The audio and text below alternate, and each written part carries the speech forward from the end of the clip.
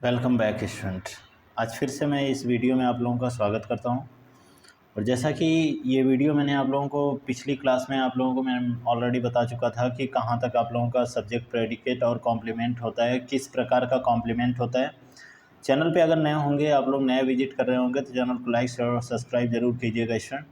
और क्योंकि next video की आपकी नोटिफिकेशन आप पर आता रहे, ठीक है। चलिए आगे बढ़ते हैं।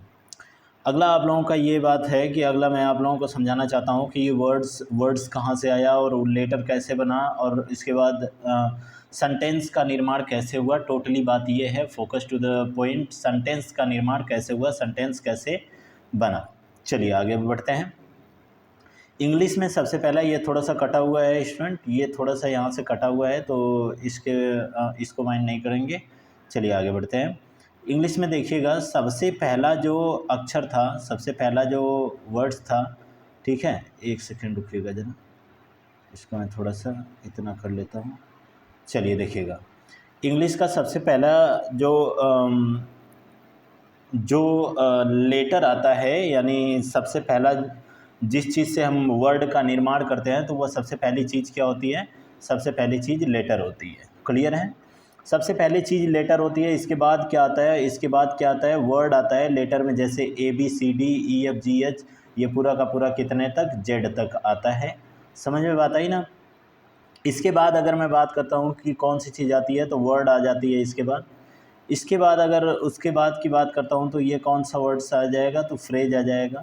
फ्रेज के बाद क्या है? क्लाज है, क्लाज आएगा। और क्लाज के बाद क्या बनेगा स्टूडेंट? तो क्लाज के बाद आप लोगों का सेंटेंस का निर्माण होगा। अब यहाँ पर एक बात समझिएगा, यहाँ पर आप लोगों का क्या है? कलेक्शन ऑफ वर्ड है, ठीक है ना। कलेक्शन ऑफ वर्ड है जिसमें क्या आपका फ्रेज, क्लाज और क्या सेंटेंस आएगा। चलिए और एक सीक्वेंस सीखते हैं कि कहाँ से इसका निर्माण हुआ है। तो आगे बढ़ते हैं हम लोग, देखते हैं। तो सबसे पहले देखिए, सबसे पहले आया क्या? फ्रेज आया। सबसे पहले फ्रेज, इसके बाद क्या? क्लाज, और इसके बाद क्या? सेंटेंस। और सेंटेंस के बाद क्या बना? तो सेंटेंस के बाद लिख लीजिएगा आगे, पैरा बना, पैराग्राफ जिसको बोलते हैं आप लोग, ठीक है ना, पैराग्राफ, ठीक है। पैराग्राफ इंग्लिश में एक एक पैराग्राफ होता है, PH यहाँ पे, ठीक है। यानी एक पैराग्राफ बना। पैराग्राफ के बाद अगर मैं बात करता हूँ तो पैराग्राफ के बाद क्या बना? तो पैराग्राफ के बाद क्या बन गई? चैप्टर बन गया। और चैप्टर के बाद क्या बन गया? तो चैप्टर के बाद आपका क्या बन गया भाई? चैप्टर के बाद आप लोगों का बन गया पूरा का पूरा क्या बन गया? लेसन बन गया, ठीक है ना। चैप्टर के बाद क्या बन गया? लेसन बन गया। और कई सारे लेसन मिल करके एक किसका निर्माण कर दिए? तो यह आपका, यहाँ पे मैं डिनोट करवा देता हूँ, यह किसका निर्माण कर दिए? तो बुक का निर्माण करवा दिए। समझ में बात आई ना? चलिए आगे बढ़ते हैं, एक सेकंड रुकिएगा। चलिए ठीक है। तो आई होप दैट कि दिख रहा होगा आप लोगों को। जैसे कि अगर हम बात करते हैं तो फ्रेज के बारे में कुछ वाक्य कह लेते हैं। तो फ्रेज क्या होता है? It is a group of word, ठीक है ना। यह क्या होता है? शब्दों का समूह होता है। It is a group of word, यह शब्दों का समूह होता है। दूसरा पॉइंट अगर इसके बारे में मैं बात करता हूँ तो दूसरा पॉइंट क्या हो जाता है? नो सब्जेक्ट वर्ब कॉम्बिनेशन, यानी सब्जेक्ट और वर्ब का इसमें कॉम्बिनेशन नहीं होता है। इसके बाद अगर मैं बात करता हूँ तो यह क्या हो जाएगा? इसके बाद ये कांट गिव कंप्लीट मीनिंग, इसका पूरा अर्थ नहीं मिलता है हम लोगों को, ठीक है ना। यह कभी भी पूर्ण अर्थ नहीं देता है। क्लियर? इसके बाद अगला देखते हैं। अगला है it is a group of word. Class जो होता है यह शब्दों का क्या होता है? समूह होता है, एक क्लास कहलाता है। सब्जेक्ट वर्ब कॉम्बिनेशन में प्रेजेंट किए जाते हैं इसमें। कांट गिव कंप्लीट मीनिंग, यानी ये भी पूरा पूर्ण तरीके से अर्थ नहीं देता है। चलिए सेंटेंस को देखते हैं। Sentence, it is a group of word, ये इसको हम इसकी डिफिनीशन भी क्या कह सकते हैं? It is a group of word. Sorry student, थोड़ी सी अगलाने की वजह से ना थोड़ी प्रॉब्लम होती है वॉइस में। It is a group of word. इसके बाद अगर मैं बात करता हूँ तो यहाँ पर आ जाएगा यह subject verb combination is present. इसमें सब्जेक्ट वर्ब और कॉम्बिनेशन क्या होता है? दिखाई देता है। इट ऑलवेज गिव्स, ठीक है ना। It always give complete meaning, तो यह क्या करता है? यह हमेशा पूर्ण अर्थ देता है। यानी शब्दों का ऐसा समूह जो कि पूर्ण अर्थ प्रकट करवाए तो उसे हम क्या कहते हैं, उसे सेंटेंस कहते हैं। समझ में बात आ गई होगी। चलिए आगे चलते हैं। आगे आपकी बात आती है फ्रेज की। आगे बात आती है आपकी फ्रेज की। पहली पॉइंट देखते हैं phrase. It can be divided, it can be divided, यहाँ से अगर हम लोग देखें तो यह पूरा का पूरा आपका क्या है, यह पूरा का पूरा आपका क्या है, यह डिफिनीशन हो जाती है इसकी, ठीक है। यह डिफिनीशन हो जाती है किसकी, फ्रेज की, ठीक है। It can be divided into 5 parts on the basis of its function, ठीक है ना। यानी इट कैन बी डिवाइडेड, यह बांटा जा सकता है इनटू 5 पार्ट्स, 5 भागों में, on the basis of its function, ठीक है ना। यानी इसके फंक्शन के आधार पर यह 5 भाग में बांटा जा सकता है। चलिए आगे बढ़ जाते हैं। चैनल को लाइक शेयर और सब्सक्राइब जरूर कीजिएगा, वीडियो को पूरा वॉच किया कीजिए। चलिए आगे बढ़ते हैं। इसी तरीके से यूनिक वीडियो आपके लोगों को इंग्लिश की मिलती रहेगी, ठीक है ना। अच्छा, ये इंग्लिश की वीडियो आप लोग देख सकते हो सिलेबस के अकॉर्डिंग ना, ये सारी चीज़ों सबके लिए रिकमेंडेड है। आप टेट के लिए देख सकते हो, यस टेट के लिए देख सकते हो, सारी चीज़ों के लिए ये है, ठीक है ना, जहाँ जहाँ पे इंग्लिश पूछी जाती है।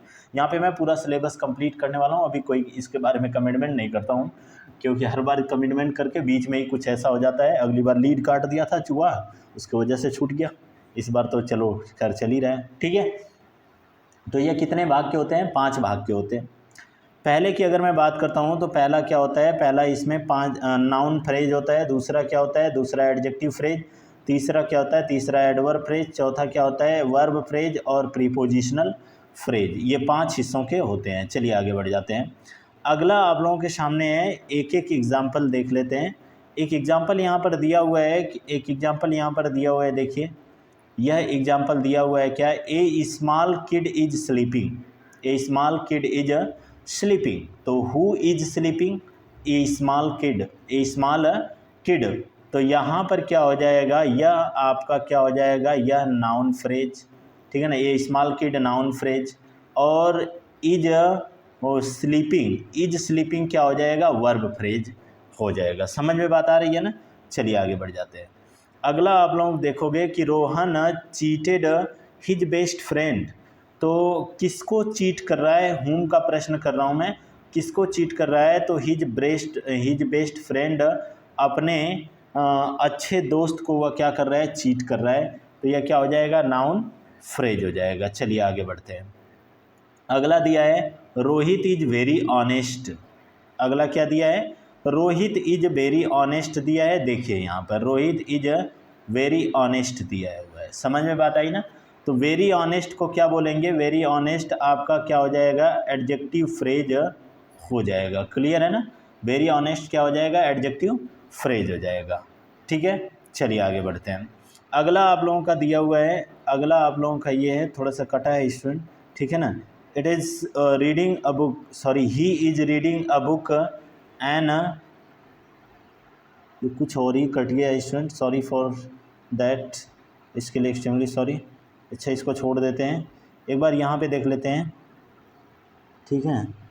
ये पीडीएफ बनाने वाले ने ना भाई कमाल कर दिया है। चलो ठीक है, यहाँ पर देखते हैं आगे। The tall boy in the red shirt is my brother. The tall boy in the red shirt in my brother, ठीक है ना। यहाँ पर क्या है, तो यहाँ पर आपका ये क्या हो जाएगा, ये ए टॉल बॉय जो है वह noun phrase, in the red shirt जो है वह एडजेक्टिव फ्रेज, इज यहाँ पर हो जाएगा माई ब्रदर जो है वह नाउन फ्रेज हो जाएगा। चलिए आगे बढ़ते हैं।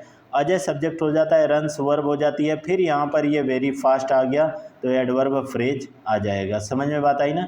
चलिए आगे बढ़ते हैं। अगला कुछ इसी प्रकार से एग्जाम्पल आप लोग देख सकते हैं।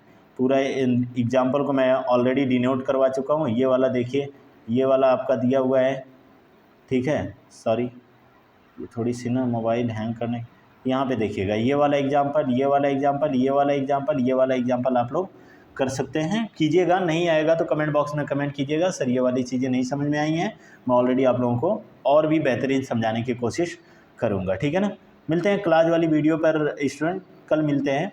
और इसी तरीके से वीडियो पर लाइक शेयर और सब्सक्राइब करते रहिएगा, और शेयर तो जरूर कीजिए अपने दोस्तों के पास जिनको इंग्लिश की नीड है, उनको ज़रूर शेयर कीजिए कि यूनिक तरीके से क्लास क्या करियर पॉइंट 89 पे चलती है। चलिए मिलते हैं नेक्स्ट वीडियो में, तब तक के लिए थैंक यू।